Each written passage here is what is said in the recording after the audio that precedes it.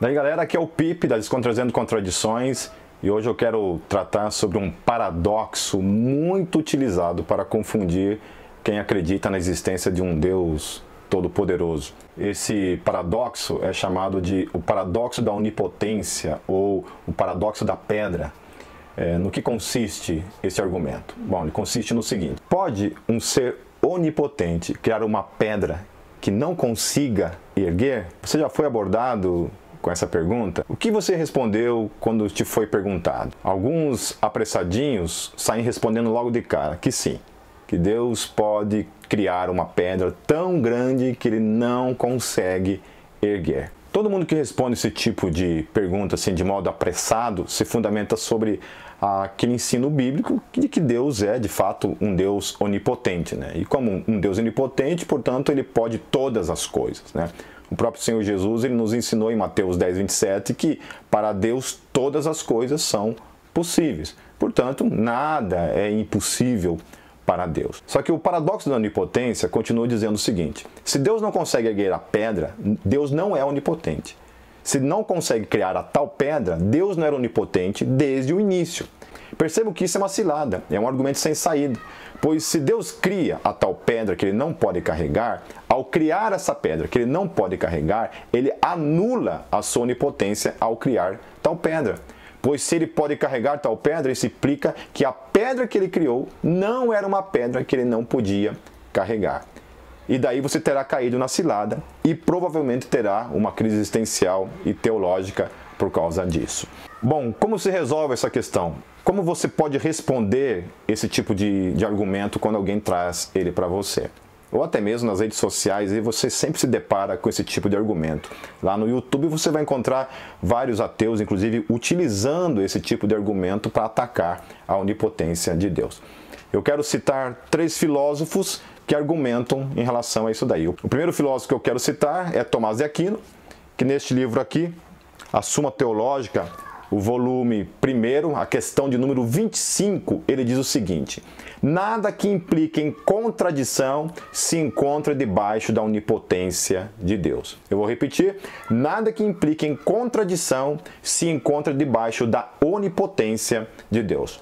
Portanto, a onipotência de Deus, ela não pode lidar com coisas contraditórias. O segundo filósofo que eu quero citar e que desenvolveu melhor esse argumento foi C.S. Lewis, que neste livro aqui, O Problema do Sofrimento, em todo o capítulo 2, cujo título é justamente A Onipotência Divina, ele trata especificamente sobre esse paradoxo. Inclusive, aproveitando, está aqui um livro que você precisa ler na sua vida. É indispensável que você leia O Problema do Sofrimento. Para mim, o livro O Problema do Sofrimento do C.S. Lewis é o best-seller dele. Para mim, é a maior obra de todas as obras que ele escreveu. Para mim, esse é o melhor livro que ele escreveu. C.S. Lewis ele argumenta o seguinte nesse livro em relação ao paradoxo da onipotência. Ele diz o seguinte: a onipotência de Deus significa poder para fazer tudo o que é intrinsecamente possível, e não para fazer o que é intrinsecamente impossível. É possível atribuir-lhe milagres, mas não tolices. Isso não é um limite ao seu poder. Se disser, Deus pode dar a uma criatura o livre-arbítrio e ao mesmo tempo negar-lhe o livre-arbítrio, não conseguiu dizer nada sobre Deus. Combinações de palavras sem sentido não adquirem repentinamente sentido simplesmente porque acrescentamos a elas como prefixo 2 outros termos, que é Deus pode.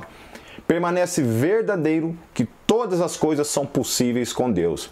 As impossibilidades intrínsecas não são coisas, mas insignificâncias. Praticamente não existem. Não é possível nem a Deus, nem a mais fraca de suas criaturas executar 2 alternativas que se excluem mutuamente. Não porque o seu poder encontre um obstáculo, mas porque a tolice continua sendo tolice, mesmo quando é falada sobre Deus. Então, portanto, o paradoxo da onipotência não é um argumento racional, lógico e válido. Ele é uma contradição de termos. Ele é contraditório e, portanto, a resposta primeira que você deve dar diante desta pergunta é: não, Deus não pode criar uma pedra maior do que ele pode carregar. Você nessa hora pode pensar: mas Pipe, você está dizendo que Deus não é todo-poderoso? Não, estou dizendo que Deus é todo-poderoso para criar coisas intrinsecamente possíveis e não coisas contraditórias ou coisas estúpidas. Alguns exemplos de coisas que Deus não pode fazer. Por exemplo, Deus não pode fazer alguém parado e correndo ao mesmo tempo.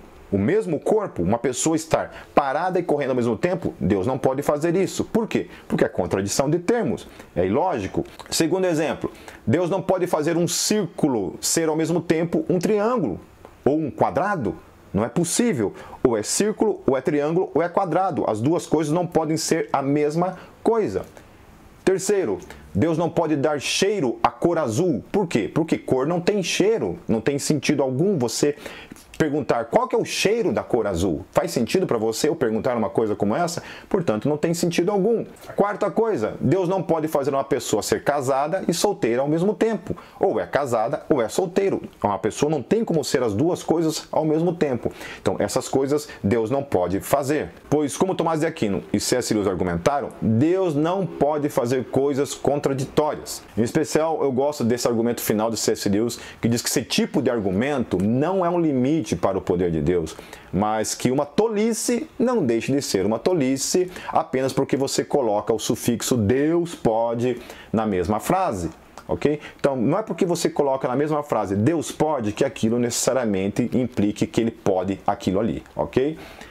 A gente pega e tira essa questão que para Deus nada é impossível, Deus pode todas as coisas e nós queremos fazer então que Deus faça coisas contraditórias. E isso não é possível, ok? É um limite para o seu poder? Não, é apenas uma tolice você argumentar esse tipo de coisa.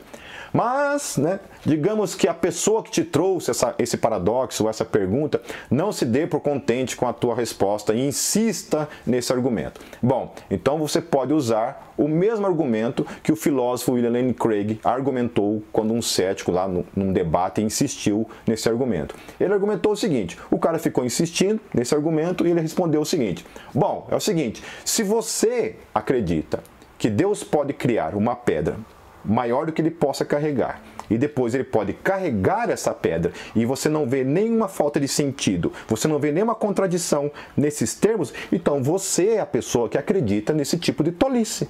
Ok? Então, a pessoa automaticamente, quando você argumenta esse tipo de coisa, a pessoa fala assim, não, eu não acredito.